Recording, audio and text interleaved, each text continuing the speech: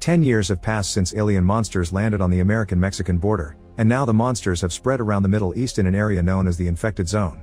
The US has sent its army to fight these monsters, but the indiscriminate bombing has destroyed thousands of local homes and has led more insurgents to go against the American military. Sergeant Frater is currently inside the Infected Zone on a mission as a sniper. From a tall roof, he watches 3 Arab men carefully and follows his particular subject with his rifle.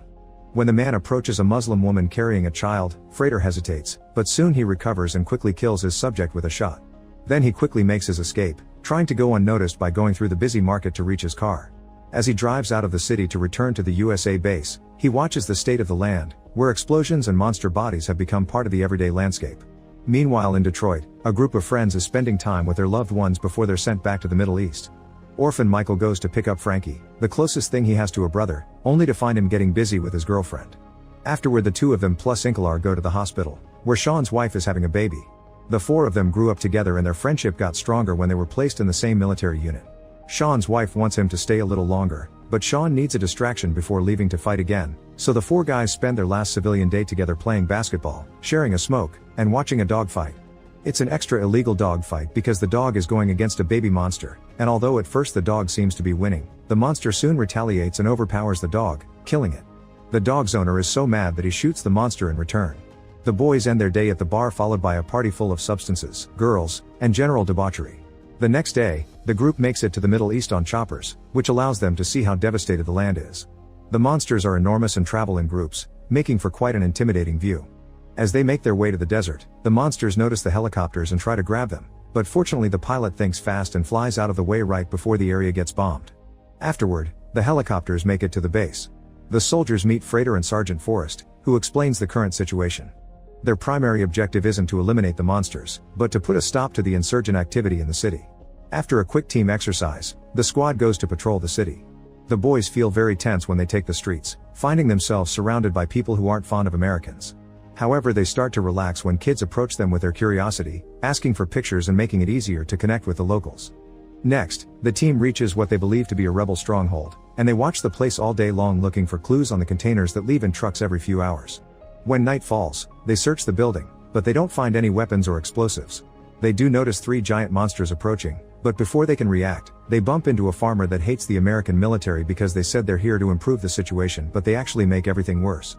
It was the American bombing that killed his family and his cattle, and they keep trying to kick him out of there, but the man is determined to stay because this farm is his and the containers only have his products. He also refuses to offer any information about the rebels because he knows they'll kill him if he talks. The monster keeps getting closer, but the farmer won't stop yelling at them, so in a moment of fear Michael ends up hitting the farmer to knock him out. When one of the monsters finally reaches the farm, the squad quickly opens fire, hitting him with multiple hits of their shotguns until the monster falls dead. Then the planes take care of the other 2 by bombing them. Afterward the team returns to camp and Frater yells at them for not having seen a civilian in time to stop him from getting in the way. They were lucky it was just a farmer, because he could have been a bomber. If the team isn't vigilant enough, they'll get the whole squad killed. Then the boys go to rest, and Frater and Forrest discuss their old days, saying they weren't anything like the weak new generation. Frater is in an awful mood and keeps drinking, so Forrest points out that Frater has been here for too long and he needs to see his family again. This inspires Frater to call his wife and asks her to put their daughter on the line, since hearing her is the one thing that gives him the strength to keep going. After 12 weeks of patrolling, the team gets a new mission. A fellow team is stuck in the desert infectious zone and lost all communication, so the squad has to carefully travel through an area full of mines and rebels to save them. Before they leave, they take a group picture as a memory in case not everyone comes back. During the trip, they witness a bunch of smaller monsters running around, and they are very surprised to see they won't attack. However, one of the cars accidentally crushes one of the monsters, causing the guys to get distracted and drive right over mine. The explosion heavily damages one of the cars and Sean immediately gets out, wounded yet alive, but unfortunately he walks right onto another mine. To make matters worse, the insurgents take the chance to surround them and open fire. The team hides behind the car for cover and fires back while carefully making their way to their hurt comrades. Frater checks inside the car and is devastated to find Forrest already dead, while the others drag Sean's body over to check his wounds, discovering he's lost his legs. After bandaging him the best he can, the team picks Sean up and begins running towards the nearest building while Frater provides cover. The boys are so angry over what happened that they begin continuously firing without actually looking, and Frater has to yell at them to remind them to use their bullets carefully and aim precisely. While the team keeps defending the building, they try to contact the base for help, but they're told HQ doesn't have access to their position. Inklar tries his best to give Sean medicine and stop the bleeding, but sadly he's already lost too much blood and dies. At that moment, the smaller monsters begin arriving as well, and HQ announces through the comms that they're sending a drone to bomb the area. The team is devastated over their lost friend and wants to bring the body, but Freighter yells at them because it would be pointless wait and allowing emotions to get in the way will kill them. Reluctantly leaving Sean behind, the squad runs away right before the bomb lands.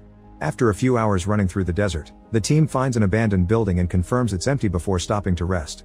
While Freighter tries to contact the base again, suddenly 2 sniper shots are heard. Inkalar immediately falls dead while Frankie gets a wound on his abdomen. Soon the team is surrounded by insurgents, so for the sake of their survival, Freighter tells the team to surrender. The insurgents immediately take the squad as hostages and cover their faces to take them to their hideout, where they're tied to chairs in an old room. When the bags are removed, Michael and Freighter are devastated to discover the insurgents want them to watch Frankie slowly bleed to death. The duo tries to keep Frankie awake with encouraging words, but there's nothing they can do and Frankie apologizes for his mistake before dying. Michael has a full breakdown that causes his chair to fall, and he passes out when he hits his head. Eventually night falls and the monsters arrive at this area too. Most of the insurgents immediately run away in their vehicles, but 2 of them come to the room to kill the soldiers. Freighter takes advantage of the situation and immediately fights back, stomping the men's heads until they're dead. Then Freighter gets rid of the ropes on his wrists by cutting them on a broken window, takes the insurgents' weapons, and frees Michael, telling him to steal the bikes outside while he clears the building. Instead of leaving quickly though, Michael first frees Frankie to give him a proper goodbye.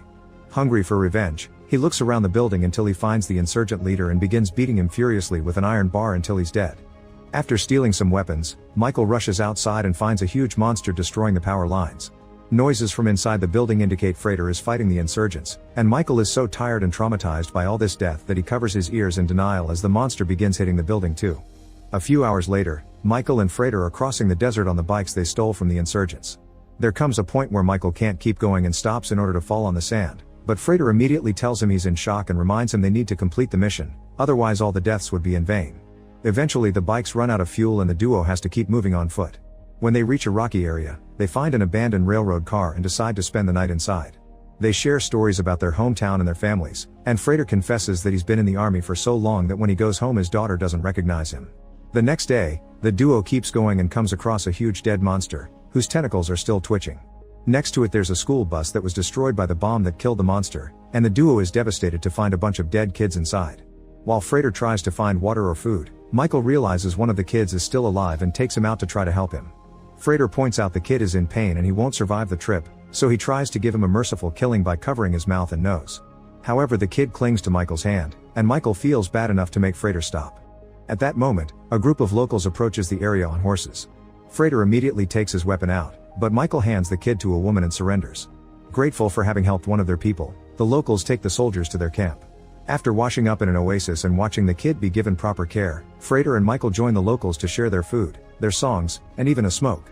There are some monsters walking in the distance, but nobody bothers them. When night falls, Michael notices the woman leaving camp with a bunch of lanterns, and he decides to follow them. It turns out the lanterns are left around the bus as a way to offer a funeral for the kids, who are being taken from the bus and given a proper burial. When a monster comes closer, the woman sits to watch her, and a curious Michael follows her example to be surprised by the result. The monster is there to grieve for his fallen brother by spreading luminescent spores all over the ground, causing beautiful beams of light to brighten up the area. Eventually Michael falls asleep on the ground next to the woman, and in the morning they leave without saying a word.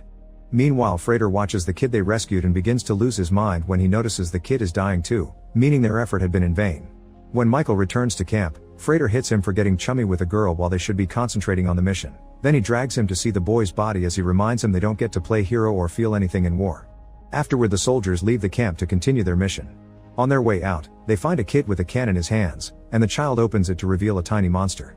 Michael takes the can and releases the monster, letting it bury itself in the sand because it's just a baby. A few hours later, the duo makes them to the location of their mission, only to find a town that has been bombed. They take the streets and find them empty, but when Michael takes a turn behind a building, he finds a bunch of kids playing around with firearms.